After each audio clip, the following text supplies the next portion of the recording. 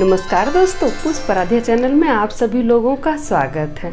दोस्तों, आज हम आप लोग को फिर से बहुत ही सुंदर कथा सुनाने जा रहे हैं कि कैसे एक गरीब माँ अपने बेटे को दूध के बदले आटा घोल के पिलाई और उस बच्चा पर महादेव जी का किस तरह से कृपा बरसा।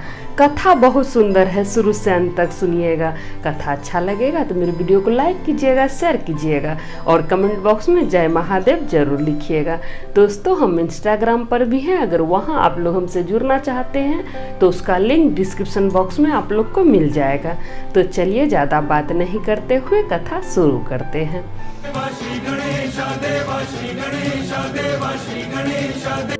एक गरीब आदमी था, उसकी पत्नी थी और उसका एक छोटा सा बच्चा था। अब वो बहुत गरीब था, उसके पास उतना धन नहीं हो पाता था। वो कमाता था और खाता था, कहिए तो कमाने खाने वाला आदमी था, लेकिन फिर भी बहुत खुश रहता, अपने दुनिया में मगन रहता, परमात्मा को हमेशा धन्यवाद देता कि प्रभु आप जितना दिए हैं बहुत दिए हैं, बस आप हम लोग को स्वस्थ रखिएगा और सदैव अपना कृपा इसी तरह बनाए रखिएगा। हमेशा दोनों पति पत्नी भगवान से यही प्रार्थना करता और खूब खुश रहता, कम में ही खूब खुश रहता। अब एक दिन बच्चा बोला अपनी मम्मी से कि मम्मी हमको दूध पीना है, हमको दूध पीना है।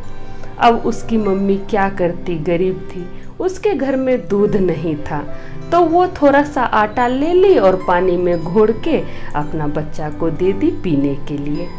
बच्चा जब वो आटा घोरा हुआ पानी पिया तो बच्चा अपनी मम्मी से बोला, माँ ये दूध नहीं है, ये दूध जैसा नहीं लग रहा है पीने में। तब उसकी मम्मी बोली, हाँ बेटा ये दूध नहीं है, इसमें हम आटा घोल के दिए हैं तुमको पीने के लिए। तुमको दूध चाहिए तो भगवान जी से कहो, महादेव जी से कहो कि वो व्यवस्था करके तुमको देंगे। अब बच्चा के मन में बैठ गया कि माँ ठीक ही बोल रही है, परमात्मा से ही हम मांगेंगे, महादेव से ही कहेंगे कि प्रभु हमको दूध का व्यवस्था करके दीजिए। अब बच्चा का कोमल मन, बच्चा महादेव जी को खुश करने के लिए कठिन तपस्या करने लगा, प्रार्थना करने लगा, उनका पूजा पाठ करने लगा। जब बच्चा बहुत दिन पूजा पाठ किया, भगवान जी का आराधना किया, तब भगवान जी उस पर खुश हुए और भगवान जी सोचे कि चलो बच्चा को दर्शन दिया जाए। फिर भगवान जी को क्या सूझा पता नहीं, भगवान जी सोचे कि चलो बच्चा का पहले परीक्षा लिया जाए। तो भगवान जी इंद्र भगवान का रूप धारण करके बच्चा के सामने आए और भगवान जी जो थे महादेव जी अपने ही बारे में इंद्र भगवान के रूप में जो आए थे वो खूब बुरा भला कहने लगे शंकर जी के बारे में। बच्चा के सामने खूब बुरा भला कहने लगे और इंद्र भगवान बोले कि बताओ तुमको क्या चाहिए। वो खुद अपना ही बुराई अपने ही से कर रहे थे महादेव जी। तब बच्चा को सुना नहीं गया, बच्चा से रहा नहीं गया। तब बच्चा बोलता है कि चुप हो जाइए, आप क्या बोले जा रहे हैं, हम अपने परमात्मा के खिलाफ, हम अपने महादेव जी के खिलाफ एक बात नहीं सुनना चाहते हैं, आप यहाँ से चले जाइए, हमको कुछ नहीं चाहिए। बच्चा ऐसा बोल के भगवान जी के ध्यान में लग गया। तब महादेव जी फिर अपने रूप में आए, जो इंद्र देवता के रूप में आए थे, वो फिर अपने रूप में वहाँ पे प्रकट हुए और बोले, बताओ बालक तुमको क्या चाहिए, हम स्वयं महादेव आए हैं तुम्हारे पास।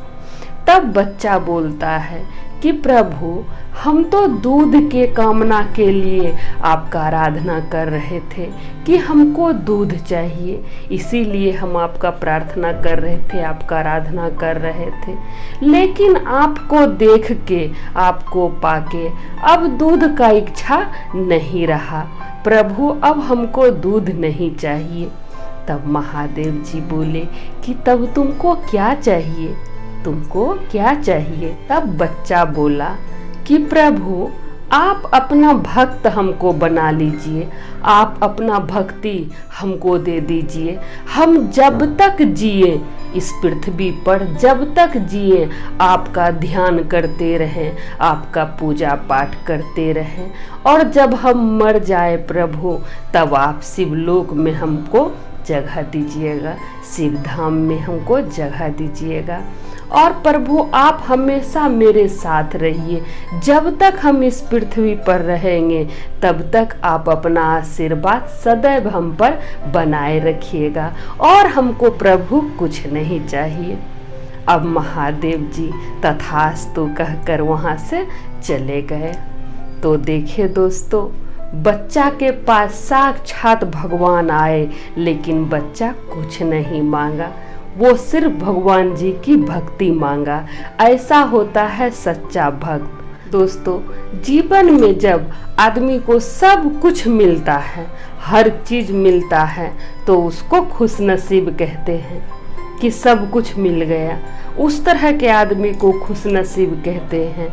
और जीवन में जिसको सब कुछ मिलता है फिर भी दुखी रहता है, रोते रहता है, भगवान जी से शिकायत करते रहता है कि प्रभु हमको ये नहीं दिए, प्रभु हमको वो नहीं दिए, या दूसरे को देखिए कितना सारा है, मेरे पास तो बस इतना ही है।